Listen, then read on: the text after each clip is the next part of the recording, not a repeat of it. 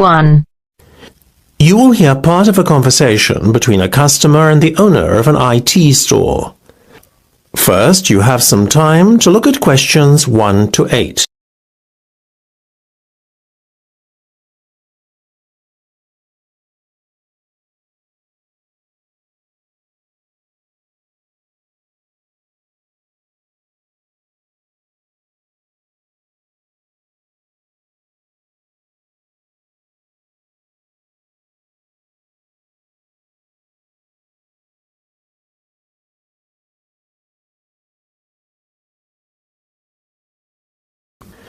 You should answer the questions as you listen, because you will not hear the recording a second time. Listen carefully and answer questions 1 to 8. So, before we go any further, can we just confirm what has been agreed so far, as it's starting to get a little complicated?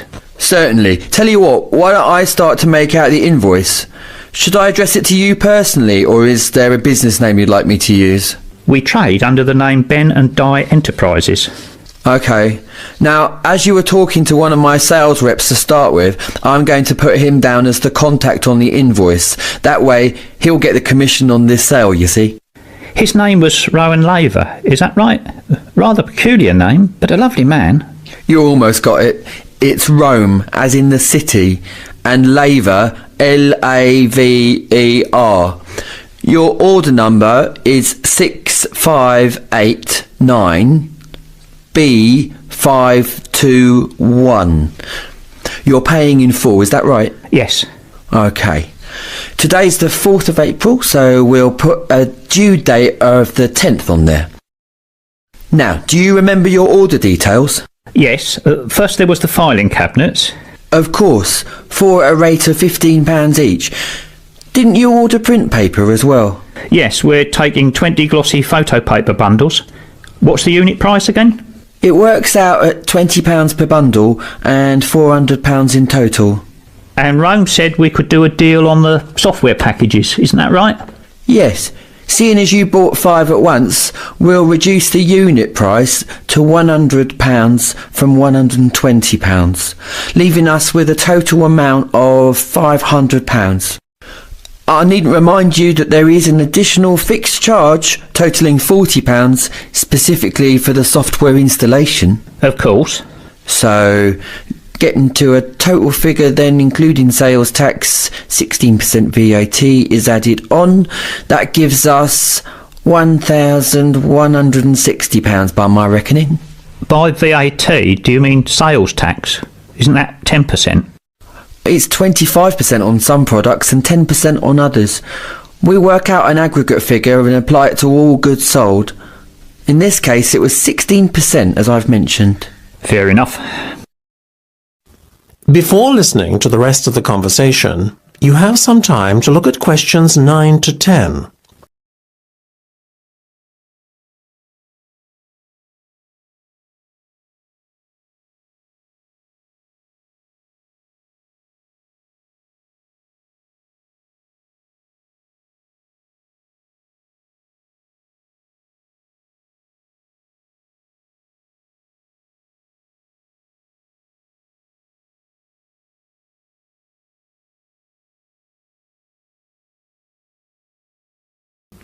Now listen and answer questions 9 to 10. Listen, I know the due date isn't for a week, but do you mind if I write you out a cheque today? Not at all. You can make it out to me, Michael McCloskey. How do you spell that then? What, McCloskey? It's capital M C, capital C, Loskey. Got it. And how much should I make it out for in total? £1,500, please. £1,500? Yes, that's including my consultancy service fees. Oh, I almost forgot about that. Let me make a note here on the cheque. Includes consultancy fees. Now we're almost done. That is the end of part 1. You now have half a minute to check your answers.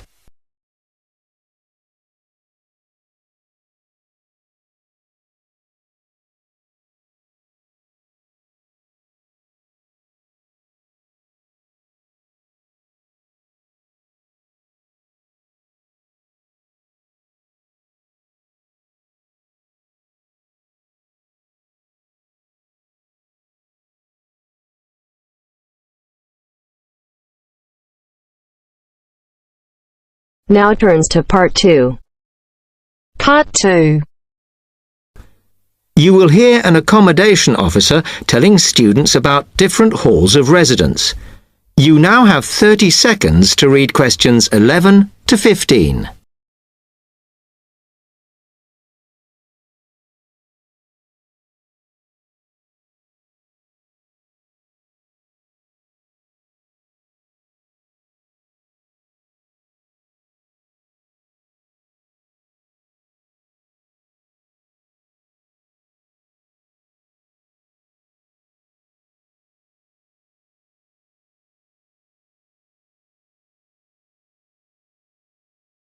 Now listen carefully and answer questions 11 to 15.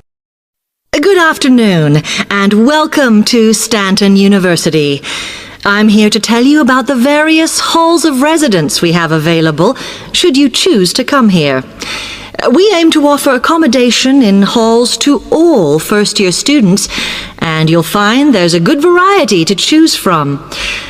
First of all, there's Brown Hall, which, as you'll see, is not the most modern of buildings, but it is very popular with some students. It's got a good sense of community, some nice refurbished kitchens, and unlike the other halls, it has recently had a gym built in its basement. Another option is Blake Residence, which is built like a large house, and so everybody cooks and eats together. It has its own sectioned-off bit of private garden and is even more peaceful because this is an all-girls residence. Although, of course, boys are allowed to visit the hall and, I understand, frequently take part in cooking dinner. The largest hall we have is Queen's Building, and this has been upgraded recently. The original parking area has been built on so that the hall now has a large common room, and each bedroom now has its own shower room, which many students regard as a real bonus. A further option is the Parkway Flats, which won an award for design in its day. And this building now has a preservation order on it. This has meant that only a limited amount could be done to upgrade it, and the surrounding area is important, so parking is not permitted around the flats. However, the flats do have many extra facilities, such as a special computer room, a small library, and a self-service restaurant. The cost of breakfast, lunch, and dinner is covered in the fees for this hall, so it does look a bit more expensive. The last residence we can offer you is Temple Rise, which again is slightly more expensive than other halls as the rooms are larger.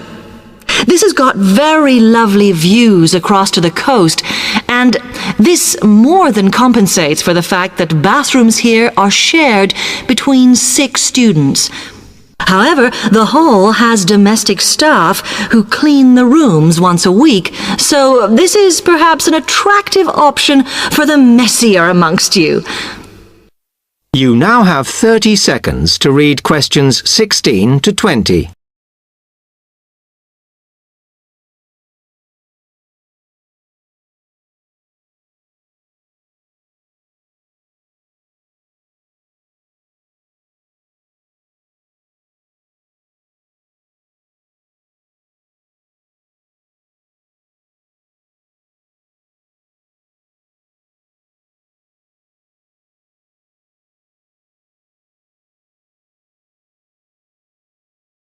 Now listen carefully and answer questions 16 to 20. Now, if I can just show on this wall map here where they all are, you might like to go and have a look round. If you come into the main university entrance, at the first junction, you'll find that Brown Hall is on the corner opposite the theatre. So you're nice and near the station here, though I think it can get a bit noisy with traffic. The same applies to Blake Residence, which is directly facing the junction to the university entrance. These halls are often used by medical students and such like, as they're out all day, so don't notice the noise. Anyway, if you then walk along Campus Road towards the main circle, you'll see the library on the corner, and Queen's Building is just past that as you head north.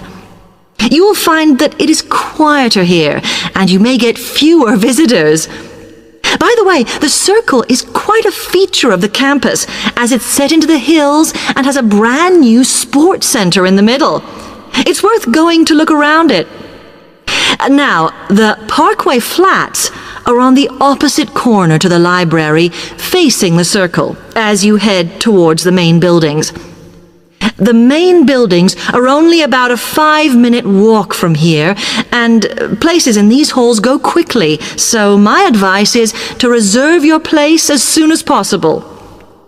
Then, Temple Rise is inside the circle, next to the sports center, but further from the main university buildings. Now, if you'd like to go off and physically look... That is the end of part 2. You now have half a minute to check your answers.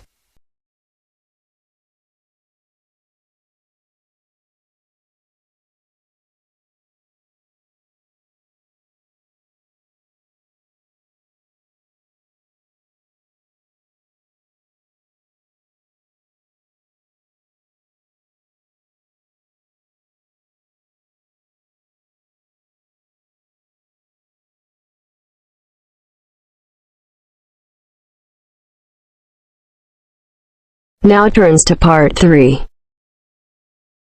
Part 3. You are going to hear a conversation between an interviewer and a professor. First, you have some time to look at questions 21 to 26.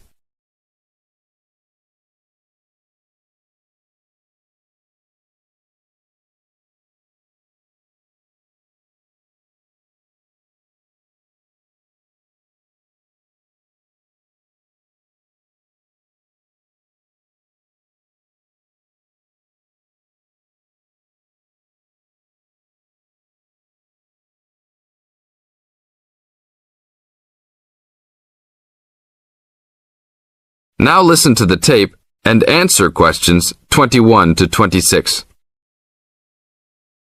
Today I'm here with Professor Nittick, who is our new university president.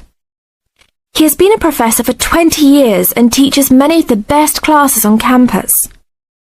I know many of you have had him as a teacher and know of his brilliance. Good morning, Professor Nittick. Thank you for stopping by the student station. Thank you for having me here. It is always great to get to meet many of the students who are involved with our school. I haven't been here since 2 years ago. Yes, I remember at that time you were still teaching every semester. 2 years later, you're only teaching every once in a while. But it seems like you are still always busy. The administration world is just as busy as the teaching world for you. How do you stay in touch with the university, even with the change in your everyday duties? I try to stay in touch with what is popular with the university students.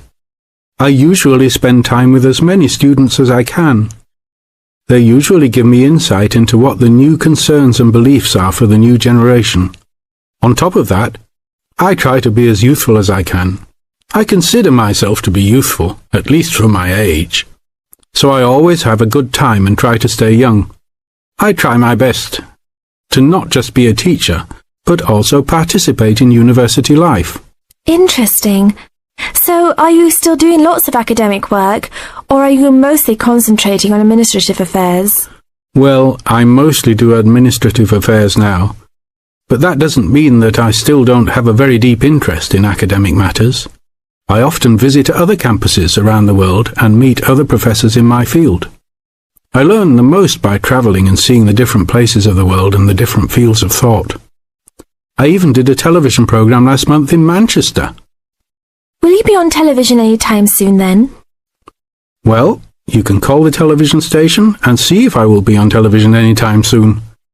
Maybe I will be on the news report. I don't think it is really that significant, though. Oh, really? That sounds great. I will remember to look out for you. Let's move on. With all your busy travelling recently, how do you find time for your personal life? I try to keep my university life separate from my personal life. Sometimes it's hard to find time to just take my wife and 3 kids out for a family dinner, but usually we all manage to get together every few days. I'm taking a few weeks off next month to take my family down to South America, to Brazil for a few days. I can't wait to just sit on the beach. Wow, that sounds like a wonderful trip. Professor Nittick, could you tell the audience a little about what goes on in an average day of a university administrator? An average day? Oh, I don't think there is such thing as an average day for me. The last few weeks I've been travelling all the time. I can be in Los Angeles in the morning and in New York by the afternoon and back to Los Angeles by the evening. Sometimes I will spend the whole week at a new university, showing the new administrators the ins and outs of running a university. Sometimes I can spend the whole day in the office on the phone. So there really is no average day for me. I guess that is because I do so many different tasks. Sorry to let all the viewers down, but that is the plain truth. Now look at questions 27 to 30.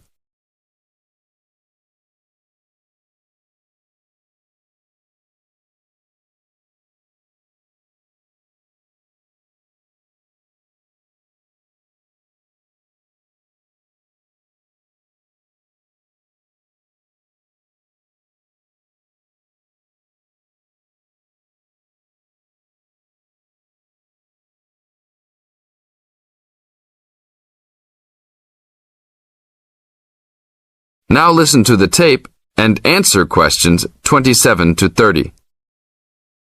Well, I guess I can sum it up for them. You are a busy man. That is probably a good description. So, are there any immediate plans for the coming few weeks? Well, I'm in Los Angeles for the next 2 days, and then I fly to Colorado to meet a new prospective professor for our university. I will be in Colorado for about a week. Then I go to Japan for the next 10 days to meet with our university branch in Japan about record sales there. After that, I return to Los Angeles for a week, just in time for the graduation of the class of 2001. There you have it, my next month's schedule. Thank you very much, Professor Nittick. I always enjoy having you on our show. We hope to have you back on our show next time. That is the end of part 3. You now have half a minute to check your answers.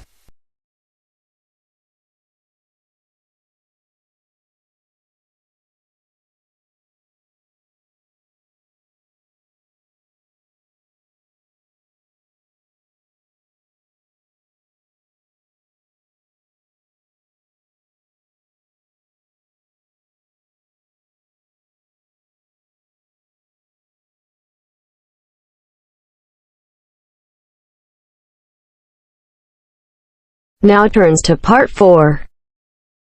Part 4. You are going to hear a news broadcast about proposed developments in a local area and about a local college. First, you have some time to look at questions 31 to 40.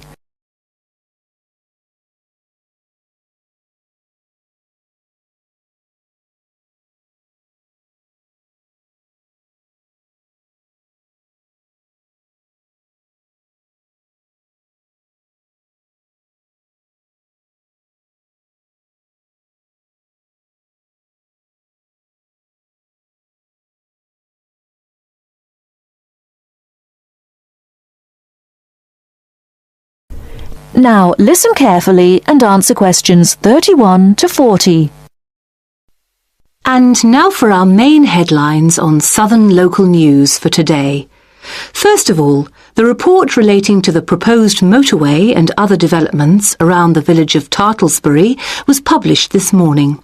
And, as has been expected, it has created quite a lot of interest. The new motorway will pass along the north side of the village, crossing the River Team less than half a kilometre from the well-known beauty spot, Streve Ford, to the northeast of the village. The motorway will cut the village off from the ford, where many children play. But that is not the end of it. There are also plans to build 1,000 houses on farmland west of the village. And on top of that, there are proposals to build an industrial estate for new technology companies on the site of the old steelworks on the edge of the village. A news centre with a swimming pool and a very wide range of sports facilities and a large supermarket with other shops are also planned next to the housing estate. Mr. Jones, a local farmer we spoke to early today, is strongly against the plans. But the local council is pushing for them to be adopted in full. They say that new housing is needed in the area and that it is an opportunity to take advantage of government grants for setting up new technology developments. The mayor, Mr. Funn, says, "We must make every effort to do our part for the economy of the country and for the local people. This is a golden opportunity to put Tartlesbury on the map." Reactions to Mr. Funn's comments have been quick to come. Surprisingly, when we contacted the spokesman of the local conservation group, he was very much for the planned developments. But not all the local groups support the scheme. And, unlike the mayor, the local MP, Mrs. Wright, is very much against the planned developments. Mr. Khan, a local shopkeeper, had this to say: "People are absolutely horrified at what is being proposed here. This is just a chance for some people to make money quickly. But I can assure you that if they think that local people are going to be a walkover, they have another think coming." Of course, we welcome the jobs that the new technology park will bring, but we feel that the large increase in housing and the proposed motorway will destroy the character of the area. I think this is a debate that is going to run on for quite some time, and we here on Local News will keep you informed. And now for something quite different. This year's exam results have just come out, and there are a lot of happy faces out there. It would seem that the number of young people going on to university from the local college in Upton, which is not far from Tartlesbury, has increased by 25% this year.